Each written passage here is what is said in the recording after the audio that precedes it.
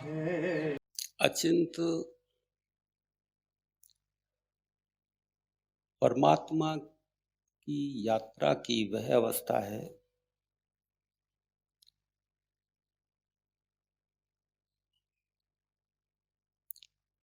जहां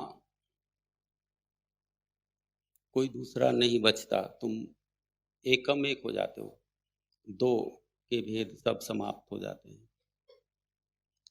जब सब गिर जाता हो वही तो मोक्ष है, वही तो कल्याण है। एक भी नहीं बचता। जब सब गिर जाए उसी का नाम मोक्ष है। हाँ, जब सब साथ चलता है उसी का नाम संसार है। सबके साथ संसार है। जहाँ तुम भी ना रहो, तुम्हारा भी पता ना लगे, तुम उस अवस्था को प्राप्त करके कहो कि बस मैं यही तो हूं जो तुमको दिखाई दे रहा है। तुमसे कोई पूछे तुम कौन हो, क्या पाया तुमने, मैंने यही तो पाया जो तुम्हें दिखाई दे रहा है। वही चांद, वही सितारे, वही आकाश, वही पेड़, वो पौधे, वो तुम, मैं, वही तो है, उसी में तो मैं हूं। अलग कुछ होने का जब लगता है वही संसार है। और ये संसार यही नहीं है जो तुम्हें आंखों से दिखाई देता है। संसार वहां तक है जहां तक तुम्हें कुछ होने का पता लगता है। अंदर भी चलोगे तो भी संसार है। संसार जहां तक मन है वही तो संसार है। मन के पार की जो परम अवस्था है उसी को विश्राम कहते हैं। वही है विश्राम, वही है मोक्ष, जिसे जीते जी प्राप्त किया जाता है। लोगों की धारणा है कि मरने के बाद मोक्ष मिलता है, कल्याण मिलता है। बाद में कुछ हो सकता है, बाद में कुछ है। जो बाद की आस लगाए बैठा है उसको क्या मिलना है। बाद कभी आता है? अब के बाद में कुछ है, इसकी कोई गारंटी है? पता नहीं कब कब का क्या हो जाए। आज तुम्हारा जो मन है, क्या तुम अब के बाद के गारंटी दे सकते हो कि ये मन उसी तरह रहेगा? आज तुम्हें किसी पे प्रेम आ रहा है, तुम कह सकते हो कि 1 घंटे बाद भी तुम्हें यही प्रेम की अवस्था रहेगी? आज तुम खुश हो, अभी खुश हो, अब के बाद में तुम्हें पता है कि इतने खुश रह पाओगे तुम? सब बदल रहा है।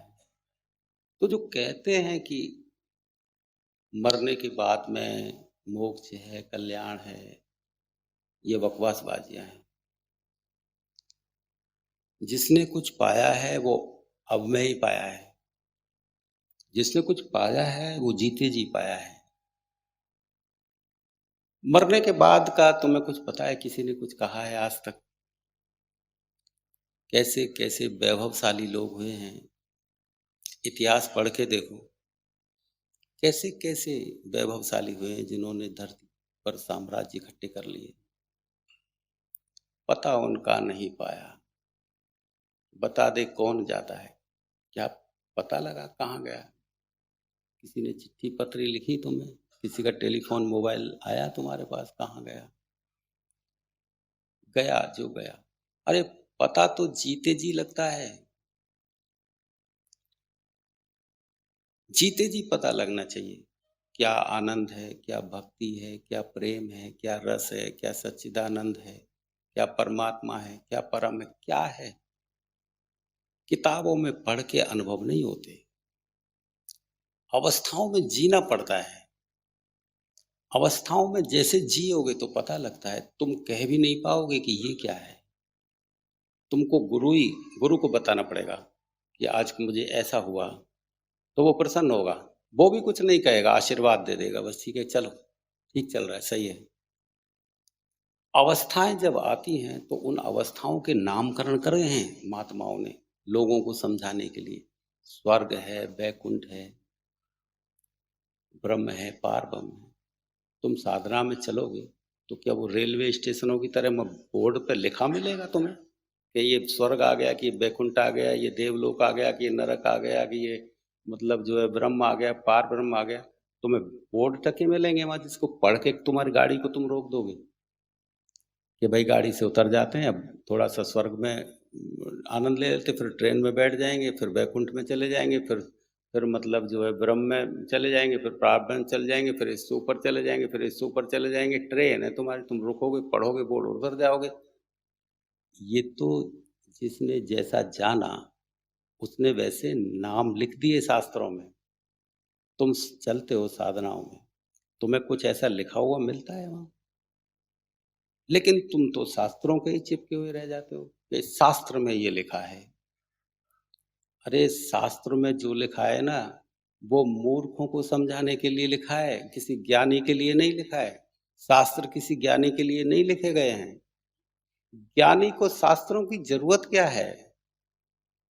शास्त्र तो मूर्खों के लिए लिखे गए हैं, और मूर्खों के लिए भी तब लिखे हैं कि कोई उसे ज्ञानी समझाए। मूर्ख यदि उसे अपने आप से पढ़ेगा तो मूर्खता से ही भर जाएगा, ज्यादा पकड़ेगा ब्रह्म को, पकड़ेगा स्वर्ग को, पकड़ेगा क्या है ज्योति, क्या है वो ज्योति लिखा है उसमें, वो ब्रह्म लिखा है उसमें, वो यहाँ चित्री बना देगा, उसकी कल्पना करके बना देगा सारे सुख। क्योंकि आदमी कुछ भी चित्र बनाएगा तो वो बनाएगा जो उसकी कल्पना में आ सकता है या देख सकता है। तो सोचेगा कि ब्रह्म है, पार ब्रह्म है, ये सतलोक है, ये वो है, ये लोग तो ये कोई सुख पाने की जगह है। जैसे यहाँ पे सुख पाने की जगह है, तो इस तरह से वहाँ तो यहाँ जितनी भी सुख की उसकी धारणा है, कल्पना है, उस धारणा के हिसाब से वो स्वर्ग में, वैकुंठ में, ब्रह्म में उस तरह के चित्रण को बना देगा, अपनी कल्पना के आधार पर बना देगा। जहाँ तक कल्पना जाती है वहां तक कुछ हो सकता है, वहां तक तो तुम ही मौजूद हो, तुमने तुमको ही बना दिया है, तुमने तुमको ही लिख दिया है। जहां तक कुछ लिखा जा सकता है, जहां तक कुछ बोला जा सकता है, जहां तक कुछ चित्रण किया जा सकता है, वहां तक कैसे परमात्मा हो सकता है? वहां तक तो तुम्हारे ही हाथ चल रहे हैं। वेदों में वेदों को तुम देखो, उसमें किसी राइटर का नाम नहीं मिलेगा तुम्हें। लेखक का नाम लिखते ही आदमी के हाथ हो जाते हैं बेटा। लेखक को लिखते ही आदमी का हाथ हो गया। वेद आदमियों ने ही लिखे हैं, ये देखना बस, संतों महात्माओं ने ही बोले हैं, लिखे हैं। लेकिन उनके अंदर परमात्मा था, परमात्मा में होकर के आते थे वो शब्द, तब उन्होंने लिखा है। हाथ तो उनके होते थे, लेकिन ऊर्जा उस परमात्मा से डूब के आती थी, इसलिए वो परमात्मा के लिखे हुए बोले जाते हैं कि परमात्मा ने लिखे हैं।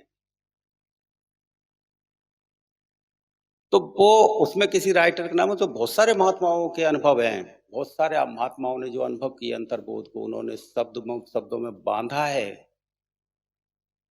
वहां शब्द नहीं है, बांधा है मूर्खों को समझाने के लिए। तो तुम जब पकड़ते हो इन शब्दों को, तो तुम मूर्खता से ही भरोगे। इसलिए यदि तुमको ये जिद ही पड़ गए हो तुम कि हमको शास्त्रों को ही पढ़ना है, उसके आधार पे ही चलेंगे, तो शास्त्र जिसमें उतर गए हैं ना बेटा, उसको पकड़ लेना फिर। जिसके अंदर वेद उतर गए हैं, जिसके अंदर शास्त्र उतर गए हैं, उनको शास्त्र को पढ़ने की जरूरत नहीं है, वो वैसे ही समझा देगा तुम्हें। जो उसमें लिखा है वही तो उतरना चाहिए तुम्हारे अंदर, फिर क्या है पढ़ने की जरूरत? वेदों के, शास्त्रों के जो आशय हैं, वो आत्मा की अनुभूति के लिए ही तो लिखा है जो कुछ लिखा है। परमात्मा में डूबने के लिए ही तो लिखा है जो लिखा है। तो वो जब तुम वैसे ही डूब जाते हो तो फिर शास्त्र की क्या मतलब है? मान लीजिए तुमको इतना ज्ञान अपने आप ही हो जाए, तो फिर स्कूल जाने की क्या जरूरत? तुमको ज्ञान अपने आप हो जाए, तुम हवाई जहाज बनाना अपने आप यदि सीख लो, तो फिर क्या जरूरत है टेक्निकल नॉलेज लेने की तुम्हें? अपने आप यदि सीख जाते हो। टेक्निकल नॉलेज तब ली जाती है जब तुम जानते नहीं हो, उससे पहले नहीं ली जाती टेक्निकल नॉलेज। तो अचिंत एक परम की वो अवस्था है जिसे परमात्मा बोलते हैं। हर युग में जिस महात्मा ने हाथ उठाया, उसने उस परमात्मा का कोई नाम दिया है। सतयुग में कल्याणकारी नाम विष्णु दिया गया था, त्रेता में राम नाम दिया गया, और द्वापर में कृष्ण नाम दिया गया, और कलयुग में बेटा ये अचिंत नाम है, ये तरण तारण नाम है, ये कोई मेरा नाम नहीं है। तुम ये भ्रम में पड़ो कि ये गुरुजी का नाम है, मेरा नाम तो आप पूछ लो, मार्कशीट में देख लो क्या नाम है मेरा, घर वालों ने क्या रखा है। मेरा नाम यदि अचिंत होता तो वो तो घर वाले रखते। अब मेरा नाम तो अचिंत है नहीं। अब लोग मुझे भक्त लोग अचिंत महाराज कह के पुकारते हैं, वो कहते हैं तो एक पहचान बन गई है इस नाम से। वो तो आपको भी कह देते हैं कि देखो अचिंत आ गए। आपको नहीं बोलते कि ड्रेस देख करके ये अचिंत आ गए। तो आप भी अचिंत, मैं भी अचिंत, जब सभी अचिंत है, तो वो मैं मुझे मुझे लोग पहचान के रूप में बोलते हैं, अचिंत महाराज बोल देते हैं, आपको भी अचिंत बोलते हैं। आपको नहीं बोलते क्या? ये एक परम की एक अवस्था है। ये जानी जाती है बेटा। या अंदर तुम गुजरते हो और उस अवस्था में ना कोई रंग रह जाता है, ना कोई दो के भेद रह जाते हैं, ना कोई ध्वनि रह जाती है, ना कुछ आकार प्रकार कुछ नहीं रह जाता। सोचना विचारना कुछ रह ही नहीं जाता, सोच सब विदा हो जाती है।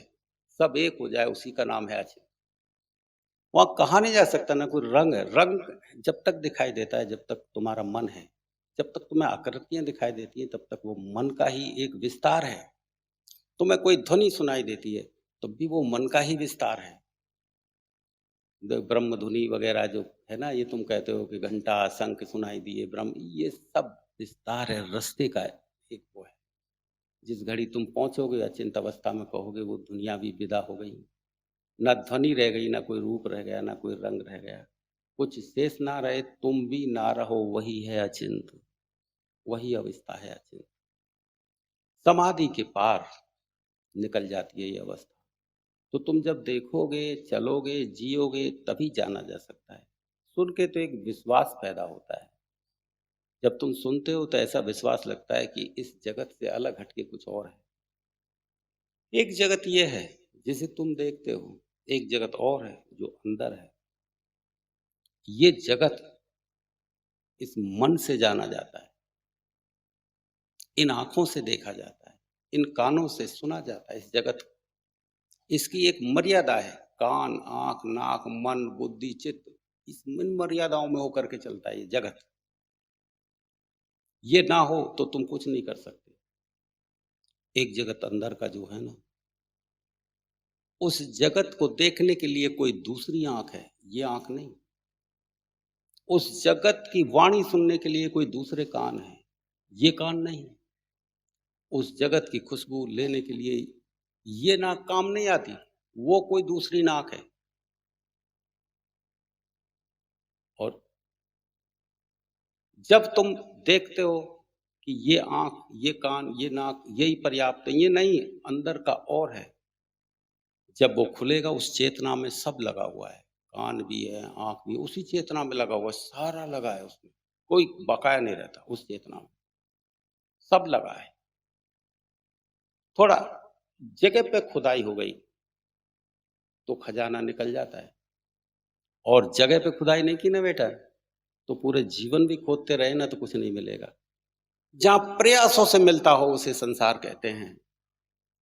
और जहाँ प्रयास खत्म हो जाते हो, फिर मिल जाता हो, उसे ही तो आध्यात्म कहते हैं बेटा। आध्यात्म का मतलब ही है कि तुम्हारे प्रयास जहाँ नहीं लगते हों, तुम्हारी कोशिशें जहाँ गिर जाती हों, तुम्हारा ज्ञान जहाँ गिर जाता हो, वही तो आध्यात्म है। तुम्हारी कोशिशों से कुछ नहीं हो सकता, कोशिशों से संसार में होता है, अंदर धर्म में नहीं होता, अध्यात्म में नहीं होता। उसमें कोशिश काम नहीं आती। कोशिशें जब तक हैं, जब तक तो कोई लोभ ही है। तुम कुछ कर रहे हो तब तक तो किसी लोभ के अंतर्गत ही कर रहे हो। चाहे तुम दान करो, चाहे पुण्य करो, चाहे हवन करो, चाहे यज्ञ करो, चाहे जो कुछ सोच सकते हो वो करो, उसमें कहीं ना कहीं तुम्हारा कोई लोभ लगा है। किसी कारण से कर रहे हो बाहर।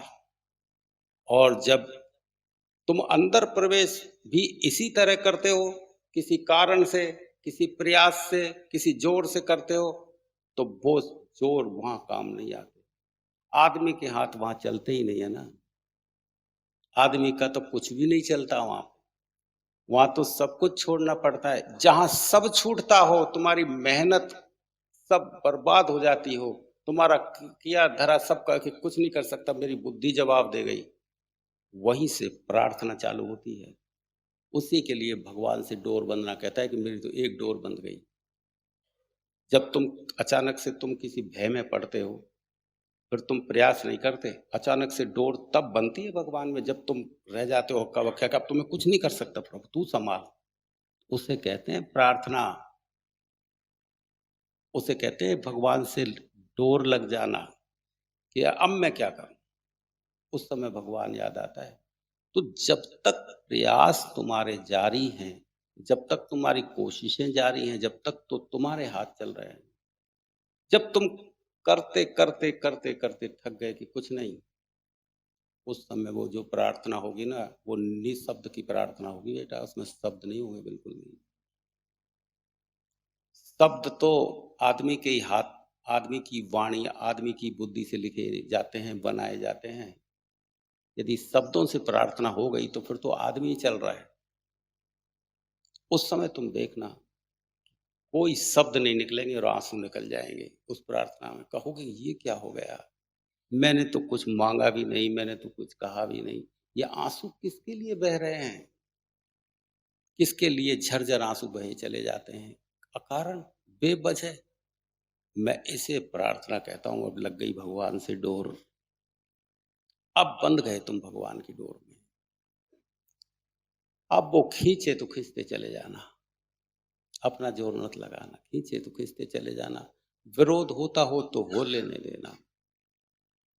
विरोध तो होते ही हैं बेटा। मीराबाई एक स्त्री थी और ऐसी स्त्री थी जो पर्दे में ओढ़ ढक के रहने वाली स्त्री थी। राजपूतों में तो ओढ़ ढक के रहते ही। क्या बुरा कर सकती थी वो किसी का? लेकिन तुम खुद पढ़ के देखना कि कितने अत्याचार उसके ऊपर ढाए गए। नाग पिटारा राणा ने भेजा, विष नहीं समझे? विष का प्याला अमृत पीना। विष क्या है? संसार से दिए हुए यातनाएँ उसके लिए जो थी। कितनी यातना उसे मिलती थी। मीराबाई कहती थी कि आग लगे इस दुनिया में जो रोज फजी तो होए। कितनी यातना झेली होगी उसने, तो उसको लिखना भी पड़ा कि भगवान मुझे मत देना अब जन्म इस संसार में। आग लगे दुनिया में, लग जा आग, मुझे नहीं चाहिए ये संसार जहाँ रोजाना सुबह उठते ही फजीती होती है। फजीती जानते हो बेटा? कलेश। रोज फजीती जहाँ होती है, मुझे प्रभु अब इस संसार में ना भेजना। तो इससे पता लगता है कि कितनी यातनाओं से घिरी होगी। फिर बेटा ये यातनाओं का पता भी नहीं लगता। झेल लेना इस यात्रा को, पथ से मत हट जाना। दोबारा मौका लगे या ना लगे, इस जन्म में लगा है तो लगा है। विरोध तो करते हैं, यही तो विष है। विष का प्याला अमृत पीना। वो विष मिलता था उसे, इतने उसको यातनाएं मिलती थी, लेकिन वो यातनाएं भी बेटा अमृत हो गई। हो जानी चाहिए थी अमृत, क्योंकि मीरा जैसी साध्वी, मीरा जैसी परमात्मा में एक लीन व्यक्ति के लिए यदि बुराइयां पीड़ा दे जाए, यातनाएं पीड़ा दे जाए, तो क्या खाक साधना थी उसकी? वैसे मत समझना कि पीड़ा पीड़ा नहीं देती है, दुख नहीं देती। भक्तों को भी पीड़ा लगती है, भक्तों को, लेकिन वो रस ऐसा है बेटा, राम रस मीठा है। वो उस रस में जब डूबता है ना, तो पीड़ा भी सहायक हो जाती है, ये कहना चाह रहा हूँ। पीड़ा तो लगती है, ऐसे थोड़ी तुम्हें कोई गाली दे तो वो कोई पत्थर का हो गया है कि साधक के उसको गाली लगेगी नहीं। पत्थर का थोड़ी हो जाता है साधक, कोई गाली दे अपमान करे तो उसको भी लगती है। लेकिन उसके साथ राम रस होता है, उसमें डूबा रहता है, तो वो जो पीड़ा है वो भी साधना में सहायक हो जाती है। राम रस मीठा है। यदि बाहर चले तो राम को धनुष्मान लटकाए हुए देखोगे आप, और अंदर चले तो राम रस स्वरूपा है, रसो वैसा। अंदर चले तो राम रस है, और बाहर चले तो राम धनुष लटकाए खड़े हैं। फिर तुम धनुष लटकाए हुए राम के पीछे भागते रहना। और यदि धनुष लटकाए हुए राम के पीछे भागोगे तो शरीर शरीर के पीछे ही भाग रहा है, ये ध्यान कर लेना बात। और यदि अंदर वाले राम को देख लिया, उस रस स्वरूप को देख लिया, तो भागेगा शरीर, लेकिन अवस्था रस की प्राप्त हो जाएगी। अंदर की अवस्था रस की प्राप्त हो जाएगी। और वो अवस्था ऐसी है कि महात्मा लिख ही नहीं पाए, राम रस मीठा है, इतना ही कह पाए, राम रस मीठा है। वो एक अवस्था है, ऐसी अवस्था है, ऐसी सुखद अवस्था, ना वो मीठा है, ना वो खट्टा है, ना वो अच्छा है, ना बुरा है, ना वो सुख है, ना दुःख है। वो अवस्था, बस शब्द नहीं तो लिखा उन्होंने कि राम रस मीठा है, राम रस मीठा है, ये उन्होंने लिख दिया। बाकी की ये सारी चीजें जी कर जानी जाती हैं, जियो तो जाने। अभी तुम्हें पानी का पूरा विज्ञान बता दिया जाए, हाइड्रोजन H2O, इसका हाइड्रोजन एक भाग, दो भाग हाइड्रोजन और ऑक्सीजन एक भाग मिला दें तो पानी बन जाता है। पूरा विज्ञान बता दिया जाए, बता दिया जाए भाई पानी में नहाते हैं तो ठंडक आती है, उदासी मिट जाती है, पानी में नहाने का आनंद कुछ है। पूरा विज्ञान आपको पूरी किताब भर के दे दी जाए पानी के बारे में। पानी को देखते हैं तो सुखद लगता है, पानी के सागर के किनारे बैठते हैं, लहरों को देखते हैं तो अच्छा लगता है। पानी के बारे में जो लिख सके, कवि लिखते ही हैं सागर के बारे में, बिजलियों के बारे में, पेड़ पौधे। कवि ने कविताओं में पता नहीं क्या क्या लिखा है सागर को लेकर, जो प्रकृति को लेकर लिखते हैं कवि ज्यादा। पूरा विज्ञान तुम जान गए, कविताएं पढ़ ली, और सागर की कविताएं पढ़ के तुम उछल गए, खुश हो गए, प्रसन्न हो गए। क्या सागर उतर गया तुम्हारे अंदर? तुम खुश हो सकते हो, सागर किनारे नाच सकते हो। क्या उतर गया सागर तुम्हारे अंदर? पूरा विज्ञान पढ़ा दिया, नाच लिए, कूद लिए, क्या सागर उतरा तुम्हारे अंदर? तुम्हें कुछ भी ना पढ़ाया जाए, बोलो, तो मैं ये भी नहीं कहा जाए कि ये पानी है, ये भी नहीं कहा जाए कि ये पानी, कभी तुमने सुना ही नहीं पानी का नाम कि ये पानी है, कुछ नहीं सुना हो, और तुम्हें सीधा पानी में उतार दिया जाए, और वो जो ठंडक, वो आनंद जो आएगी, क्या उसे तुम कह सकोगे? उस आनंद को जी सकते हो, जी कर ही जाना जा सकता है। कितना ही विज्ञान पानी का पढ़ा दिया जाए, तो भी तुम उस ठंडक को, उस आनंद को नहीं जान पाओगे। नाच लो, गा लो, कुछ कर लो, उससे कोई फर्क नहीं पड़ता। कितने ही आयोजन बैठा लो, कितने ही जन्मदिन मना लो, कितनी होली दिवाली मना लो, कितने ये टाइम पास करने के सौदे हैं। आदमी का टाइम पास, दुखी है आदमी, कोई ना कोई व्यवस्था बैठाता है, सुख थोड़ी देर का ही मिल जाए, चाहे बैंड बाजे बुलाते हैं इसलिए, चाहे थोड़ी देर ही मन लगा रहे इनमें। दुखी आदमी, कोई ना कोई छोटा सा आयोजन मिल जाए, उसे ही वो बड़ा कर लेता है। इसीलिए ये तुम प्रेम प्रेम अंट संट ये संसार में जो फंसते हो, टाइम पास इसलिए करते हो, टाइम तो पास हो नहीं रहा है। फ्रेंड बना लिए, वो कर लिए, चल रहे हो, टाइम पास होना है। यदि बिजी हो जाओ तो किसको समय रहता है ये फ्रेंड अंट संट बनाने के? गर्लफ्रेंड, वो फ्रेंड, ये वो, और लगे हो फिल्म देखना, क्या है? समय है तुम्हारे पास। जिसके पास समय नहीं है, समय विदा हो गया, फिर कहाँ है? फिर तो एक व्यवस्था बैठाने वाली बात रह जाती है। व्यवस्थाओं के साथ चलता है आदमी, चलो व्यवस्था है तो उसके साथ चल पड़ते हैं, जरूरत नहीं रह जाती। व्यवस्थाओं के साथ में हो लेना एक अलग बात है, और जरूरत के साथ होना एक अलग बात है। तुम्हारे अंदर की जरूरतें पैदा कर ली अभ्यास से तुमने। समय है तुम्हारे पास में, तो समय है तो समय पास करने के लिए तुमने ऐसे ऐसे अभ्यास बना लिए हैं कि उन अभ्यासों के साथ आत्मसात हो गए हैं। तुमने उन्हीं को जीवन समझ लिया है कि यही है जीवन, और तुम दौड़ने भागने लग गए। समय है, तुम्हें रोके के रुक जाओ, तो कहते रुक के करेंगे क्या? फिर समय पास कैसे होगा? टाइम पास कैसे होगा? समय पास करने का तरीका है, हम यहाँ बैठते हैं, वह करते हैं, ये करते हैं, सब समय पास हो रहा है। तुम्हारे पास समय ना हो, फिर याद नहीं रह जाएगी तुम्हें। समय ना हो, वो टाइम लेसनेस जब पैदा हो जाएगी तो पता ही नहीं। फिर ऐसा नहीं है कि तुम फिर नहीं करोगे कुछ। छाया भी तो बनती है आदमी की, बेटा। तुम खड़े हो जाओ धूप में, तुम्हारी छाया बनेगी। छाया भी तो तुम्हारी है, तुमको छाया देखकर भी पहचाना जा सकता है कि ये उस व्यक्ति की छाया है। बस अंतर क्या है कि तुम सांस ले रहे हो, वो सांस नहीं ले रही। तुम चलते हो तो तुम्हारे साथ चलती है। तो जो जब टाइमलेसनेस पैदा होगा तो उस समय भी तुम इस संसार में रहोगे छाया की तरह, जरूरत की तरह नहीं, व्यवस्थाओं के साथ चलोगे। उसी तरह हंसना, उसी तरह गाना, उसी तरह घूमना, उसी तरह रहना, लेकिन छाया की बात नहीं। एक प्राणहीन अवस्था, उस अवस्था तो तुम जियोगे तो जानोगे, जैसे तुम प्रवेश करोगे तभी जानोगे, इससे पहले नहीं जान सकते।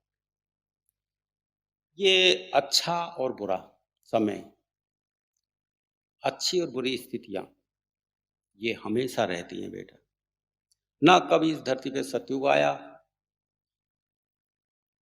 और ना कभी आ सकता है। समझो बात को।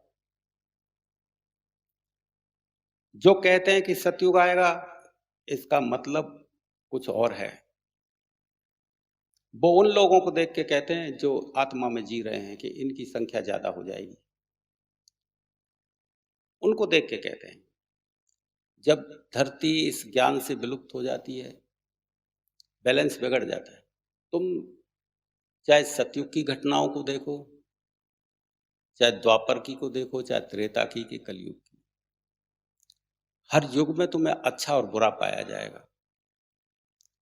हरणाकश्यप सतयुग में ही हुआ था और प्रहलाद भी सतयुग में था। ध्रुव उसके पिता, हरिश्चंद्र राजा की चौराहे पर बोली लगाई गई थी। सतयुग की ही बात बता रहा हूं मैं तुम्हें। सतयुग में चौराहे पे बोली लगाई गई। सतयुग में हरण्याकश्यप जैसे ने भगवान घोषित किया अपने आप को। कितने राक्षस उस समय तुम कहानी पढ़ के देखो, तो सतयुग को तुम देखो, क्या पूरा सतयुग था वो?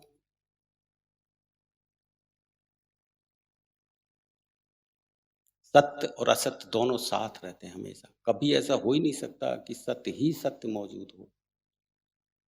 चाहे द्वापर आया, तो द्वापर में भी तुम देख लो करोड़ों लोग मारे गए। कृष्ण के होते हुए भी करोड़ों लोग मारे गए द्वापर में। त्रेता में तुम देख लो, वो धोबी राम के राज्य में ही रहता था, कहीं दूर नहीं गया था। क्या राम राज्य था उस समय? धोबी ने ही सीता पे आरोप लगाए थे, एक मामूली से आदमी ने। राम खुद मौजूद थे। अपहरण सीता का रावण ने किया था, स्त्री का अपहरण उस समय भी होता था। ऐसा नहीं है कि कलयुग उस समय नहीं था। सतयुग में भी कलयुग था, द्वापर में भी कलयुग था। कलयुग यानी बुरा, और त्रेता में भी था। जब ये बैलेंस बिगड़ जाता है, अच्छे और बुरे का जब बैलेंस बिगड़ जाए, यानी बुरा ज्यादा हो जाए, उसके लिए कहते हैं यदा यदा ही धर्मस्य ग्लानिर्भवति भारत। यानी कहते हैं कि जब जब अधर्म बढ़ जाएगा, उस समय धर्म की स्थापना के लिए, साधु पुरुषों की रक्षा के लिए और पापियों का नाश करने के लिए मैं अवतरित होऊंगा, प्रकट होऊंगा। अवतरित, प्रकट, प्रकट होऊंगा। जन्म न लूंगा ये नहीं लगा, प्रकट होऊंगा। बात को समझना चाहिए। कृष्ण ये नहीं कहते कि जन्म लूंगा, प्रकट होऊंगा। इसी तरह से रामायण में कहते हैं जब जब होए धर्म की हानि, बाढ़ई असुर अधम अम्बानी। जब जब धर प्रभु विविध शरीरा, विविध विविध शब्द को ध्यान रखो। तो जब ये बैलेंस बिगड़ जाता है और ज्यादा लोग, ज्यादा खराब पड़ जाता है, उस समय संत और महात्माओं की भीड़ होती है। तुम देखना कि जिस समय पे 2500 वर्ष पहले बुद्ध भी आए, महावीर का भी नाम सुनते हैं, सोक्रेटिस का भी नाम सुनते हैं, और भी अन्य अन्य महात्मा हैं, बहुत सारे एक साथ ऐसा लगता है कि कल्याण करने वालों लोग ज्यादा आ गए। फिर अभी 500-700 साल पहले गोस्वामी जी महाराज है, कबीर है, नानक है, रैदास है, पलटू है, मीराबाई है, एक साथ उस समय तुम्हें ये नाम पढ़ने को मिलेंगे, बीच का गैप खाली। तो जब जब धर्म की हानि, यानी जब जब अधर्म की संख्या बढ़ जाती है, जब जब अधर्म ज्यादा हो जाता है, बुराई ज्यादा बढ़ जाती है, उस समय महात्मा संख्या में आते हैं। वो बूंद परमात्मा की बूंद है, वो आती है, वो बहुत सारे महात्माओं में आ जाती है। ये जैसे एक धारणा बना दी कि सफ़ेद घोड़े पे बैठ के श्रीमान जी आएँगे और वो तलवार लेकर के आएँगे, चित्र भी देखता हूँ मैं। और वो अब एक आदमी को सोच के देखो, बुद्धि लगा के तो देखो, एक आदमी 8-9 अरब लोगों को मार देगा और वो भगवान कैसा जो आदमियों को मार दे। कृष्ण ने आदमियों को मारे थे, वो तो शांति प्रस्ताव लेके गए थे कौरवों को। कृष्ण ने थोड़ी मरवा दिए वो करोड़ों लोग। अरे भाई, आदमी जब विकास करता है तो साथ में अपने मौत को भी इकट्ठा करता है, ये मत भूलो। जब जब इस धरती पे तुम देखो इतिहास पढ़ के कि जितने विकास हुए हैं, आदमी आपस में लड़ लड़ के ही मर गए हैं। इतना विकास के साथ में ऐसे हथियार बना लिए, आपस में ही लड़ के मर गए। जैसे तुम द्वापर में ऐसा माहौल इकट्ठा कर दिया कि आपस में ही मर गए। तो जब कहते हैं ना कि भाई जब-जब धर्म की हानि होती है तो मैं आता हूँ धर्म की स्थापना करने के लिए, बात को समझो, हो गई धर्म की स्थापना, करोड़ों लोग मर गए थे उस समय, 1 अरब और 86 करोड़ लोगों का अनुमान लगाते हैं, इतने लोग मर गए, तो क्या कृष्ण ने कर दी धर्म की स्थापना? सोच के तो देखो, हो गया धर्म।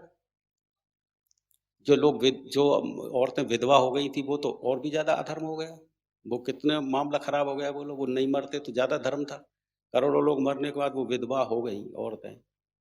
बच्चे अनाथ हो गए, बुजुर्ग बेचारे हेल्पलेस हो गए, वो तुम देखो क्या धर्म इसको बोलते हैं? तो कृष्ण स्वयं मौजूद थे, इतने लोगों को मारने के बाद धर्म स्थापित हुआ।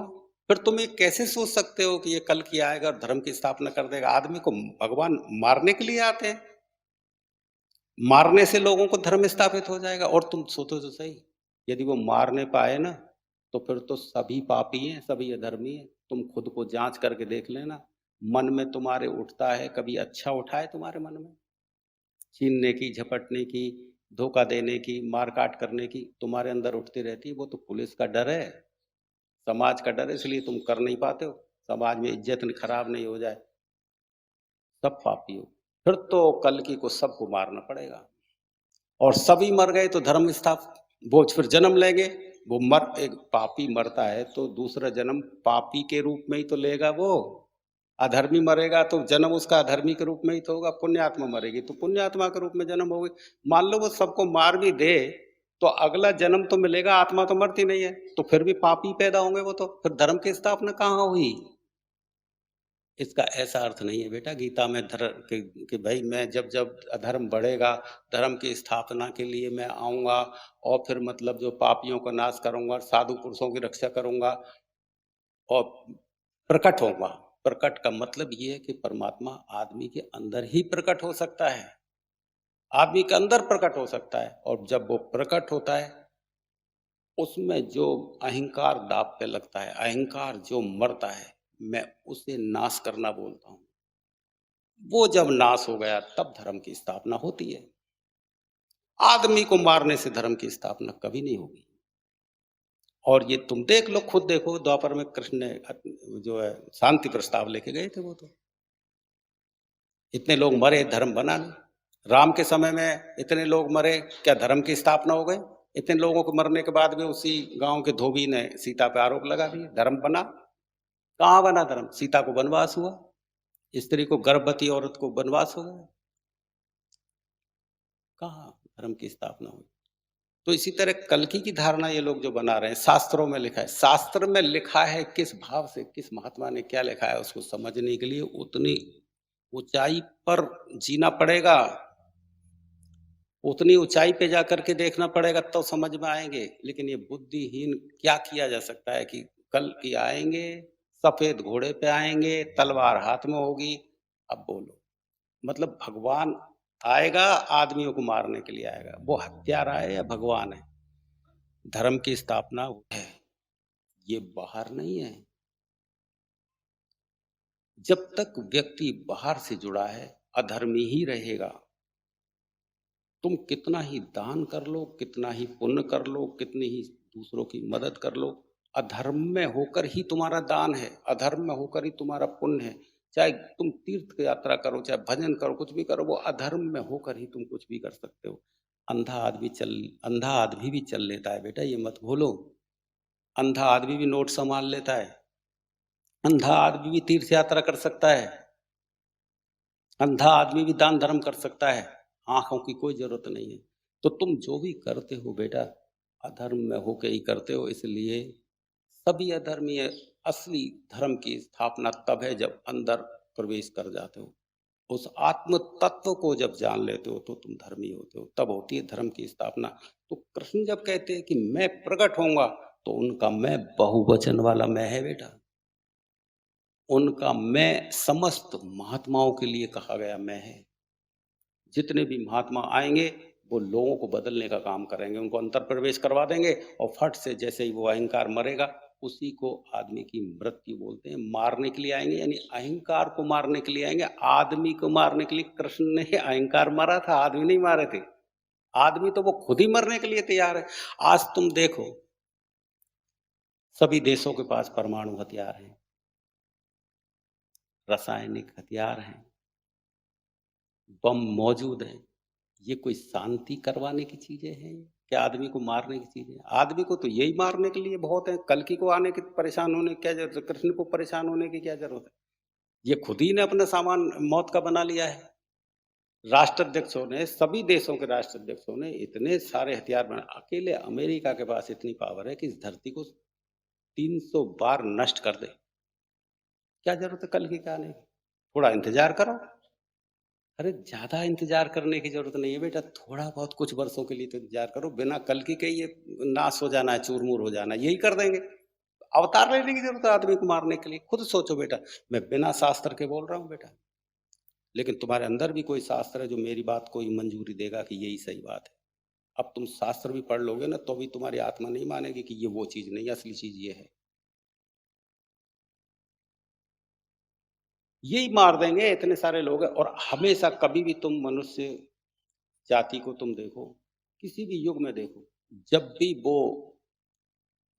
विकास की स्थिति में पहुंचा है, पूर्ण विकास की स्थिति में, जब भी उसने तरक्की की है खूब ज्यादा, उसी समय उन्होंने अपना विनाश भी कर लिया, लड़ लड़ के मर गए अपने आप, इतने हथियार बना लिए।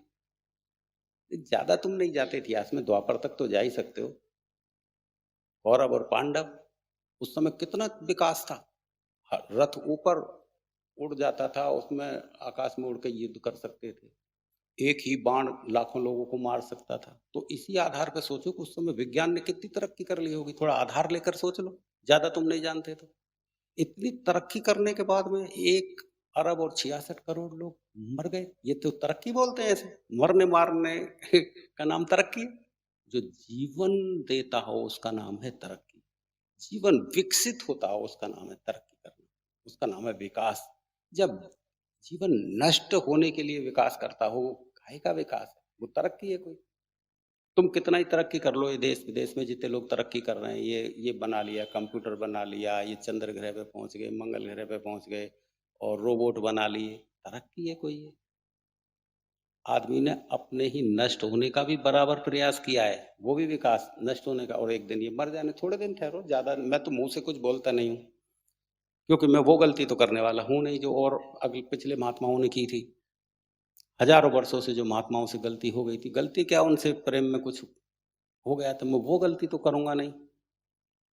बाकी तुम खुद देख लेना क्या होने वाला है, वो तुमको खुद पता लगेगा, क्योंकि मैं तो कुछ ऐसा बोल बोल तो सकता हूँ लेकिन बोलूंगा ही नहीं, मैंने कभी बोला ही नहीं ऐसा। क्यों बोलूं मैं, जब होना ही वाला है, तुम देख लेना खुद ही कि किस ना क्या होने वाला है। तो इस धरती पे जब भी संतुलन बिगड़ता है, बुरा ज्यादा बढ़ जाता है, तो संतुलन बनाने के लिए महात्मा आते हैं। लेकिन बुरा और अच्छा, ये दोनों एक साथ रहेंगे इस धरती पे। अच्छा ही अच्छा कभी नहीं हो सकता और बुरा ही बुरा कभी नहीं हो सकता। अच्छे और बुरे दोनों की समानता रहेगी ही, ये धरती की मर्यादा है। कभी सतयुग नहीं आएगा, बैलेंस होगा, ये जरूर है। बैलेंस हो जाएगा कि अच्छे और बुरे का जो बैलेंस बिगड़ गया है, बुरे ज्यादा बढ़ गए हैं, तो उन बुरों को बदलने के लिए महात्मा आएंगे, उन बदलाव करेंगे उसका, यानी अंतर चेतना में उनको निहित कर देंगे। बस जब बैलेंस हुआ बराबर, बस इसका नाम तुम सतयुग रख लो, चलो। बाकी बैलेंस रहेगा, कभी भी ऐसा नहीं हो सकता कि बुरे-बुरे हों या अच्छे-अच्छे हों। चाहे सतयुग की घटनाओं को तुम देख लो, द्वापर की को देख लो, त्रेता की को देख लो, सब में बुरे और अच्छे दोनों की घटनाएँ मिलेंगी।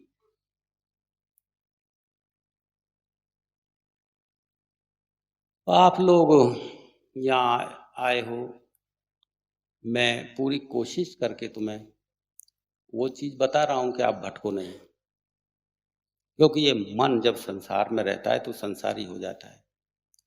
और जब संसार में ज़्यादा रहता है तो वैसे वैसे तर्क तलाश कर लेता है, जो संसार के लिए उचित होते हैं। मेरे पास तो तुम थोड़ी देर आते हो, तो थोड़ी देर में थोड़ा-सा ही असर हो पाता है। तो मैं थोड़ी देर मेरी बात जचती है, फिर संसार में चले जाते हो, फिर वैसे ही हो जाते हो चिंता में, फ़िक्र में, बुराई में, इधर-उधर की बातों में हो जाते हो। तो बेटा बचते रहना, सँभल के रहना, होश में जीना इस संसार में। खाना, कमाना, दौड़ना, भागना मैं इसके लिए मना नहीं करता, लेकिन ज़रा होश में रहना, बचते हुए अपना काम करते रहना। क्योंकि जब भीड़ में जाते हैं अपन, तो भीड़ को नहीं हटाते, हम बचना सीख लेते हैं। भीड़ भी वहीं रहती है, ये बचना सीख लेते हैं, तो हम हमारी साइकिल को ले जाते हैं बचाते-बचाते। और यदि बचना ना सीखे, तो एक आदमी से भी टकरा सकते हैं हम तो, भीड़ मत हो। तो इस भीड़ में बेटा संसार की में बचना सीख लेना, बस। बचना सीख लोगे तो ठीक है, असर नहीं होगा, और नहीं तो फिर असर हो जाएगा तुम्हारे ऊपर, तो फिर तुम वही चिंता, वही कलेश, वही टेंशन, वही परेशानी में जीते रहो। यदि तुम ऐसा नहीं करते तो जीते रहो। इतना तो तुम संकल्प के साथ कर सकते हो। बचने का काम तो इसकी कोई साधना नहीं करनी, इसको अंदर प्रवेश नहीं करना, संकल्प के साथ किया जा सकता है इतना तो, बचने का। सोच लेना कि मैं एक पात्र हूँ, परमात्मा को मुझे ये करने के लिए भगवान ने नियुक्त किया है, तो मैं ये कर देता हूँ। बाकी असली काम तो मुझे ये करना है, अपने जीवन को जानना है। इतना तो ध्यान रखना कि मुझे असली काम ये करना है। अहंकार यदि दाँव पे लगता हो, अहंकार यदि मिटता हो, मरता हो, तो मर जाने देना इसे बेटा, मत बचा के रखना। अब तक अहंकार को ही तो पाला है, और अहंकार को पालने में तुम्हें मिला क्या है? तुम मुझे कुछ तो बता दो कि अहंकार को पालने में तुम्हें ये इतना सा भी बता दो ये मिला। अहंकार ना रहता तो भी तुम कर लेते इतना तो, क्योंकि ज़रूरत तो पढ़ाई करवा ही देती है, ज़रूरत तो विवाह करवा ही देती है, ज़रूरत के हिसाब से तुम उठते हो, बैठते हो, ज़रूरत सारे काम संसार के करवा ही देगी। तो अहंकार ना हो तो ज़रूरत तो रहती है। तुम्हारा अहंकार खत्म हो जाए तो भी ज़रूरत रहेगी, ज़रूरत के हिसाब से चलना एक अलग चीज़ होती है बेटा।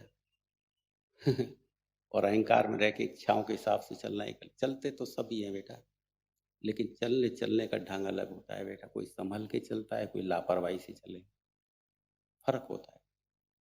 लापरवाही से चलने वाले अक्सर टकरा जाते हैं। तो संसार से बचते रहोगे, तो ये बातें थोड़ी दिन के लिए समझ पड़ेंगी, और जिस दिन अंदर प्रवेश कर गए ना बेटा, तो फिर समझ पड़ेगा। लेकिन अंदर प्रवेश करने को ये मत समझना कि हम अंदर प्रवेश कर गए तो कुछ हो गए। अंदर प्रवेश करते ही ये सारी चीज़ें और ज़्यादा जागृत हो जाती हैं, और ज़्यादा भाव अंतसंट हो जाते हैं। गुरु को बस इतना ही है, गुरु की शरण दृढ़ कर ले और सब जतन ही करना, बस एक ही रास्ता है। कभी भी, कभी भी घेर घेर में आ सकते हो। जब तक नौका दूसरे किनारे पे ना पहुँच जाए ना बेटा, हमेशा तूफ़ानों का डर है, कभी भी नौका को डुबा देंगी। साधना करने का मतलब ये नहीं है कि तुम अब डूबोगे नहीं, ऐसा नहीं है बेटा। जब तक तुम पूरा उस पार ना निकल जाओ, हमेशा गिरने का खतरा रहता है, हमेशा। गिर जाओ, गिरेगा तो वही जो चल रहा है वही तो गिरेगा बेटा। जो चलना सीख गया, गिरने के डर उसी को ज़्यादा होते हैं। इसलिए बेटा संभल के रहना, गुरु की शरण दृढ़ कर ले और सब जतन ही कर। वही एक स्थिति है जो साध सकती है। प्रेम करो तो बस उसी से करो, तो वो बस ठीक है, बाकी तो संसार चल ही जाता है। चलो आज इतनी देर तुमसे बात हो गई मेरी, थोड़ी देर के लिए कीर्तन करते हैं, फिर बहुत सारी सेवाएँ हैं। अभी तो यहाँ ज्योति पूजन होगा, उसके लिए इधर लाइन लगा लेना। आज होली का पर्व है, तो फूलों से होली खेला करते हैं, तो यहाँ भी थोड़ी देर में मंच बनेगा तो मैं आपके साथ होली खेलूँगा। ये भी प्रेम का है, प्रेम ही है। प्रेम को तुम लुटाना ही है, फूल तो माध्यम है, प्रेम करने का एक ढंग है। तो होली इधर इधर नामदान होगा बेटा, इधर साइड में। जो लोग नए जिज्ञासु हैं, वो लोग इधर आ जाए ना नामदान लेने के लिए। नामदान का मतलब होता है भजन करने की क्रिया। भजन करने के लिए मैं कुछ बताता हूँ। बेटे मन थोड़ा ऐसा है, इसको कुछ करने को ना दिया जाए ना तो ये शिकायत करने लगता है कि यार हमें तो कुछ करने को ही नहीं दिया गुरुजी ने। तो इसको मैं करने को दे देता हूँ, कुछ लगा देता हूँ इसे ढर्रे से, उसे नामदान कहते हैं। वो आ जाना, आप नामदान ले लें। नामदान लेना ज़रूर बेटा, क्योंकि वो ऊर्जा के संपर्क में आना ज़रूरी है। जिन लोगों ने नामदान नहीं लिया है वो आ जाना वहाँ पे। तो थोड़ी देर कीर्तन करते हैं। श्री कृष्ण गोविंद हरे मुरारी, हे नाथ नारायण वासुदेवा।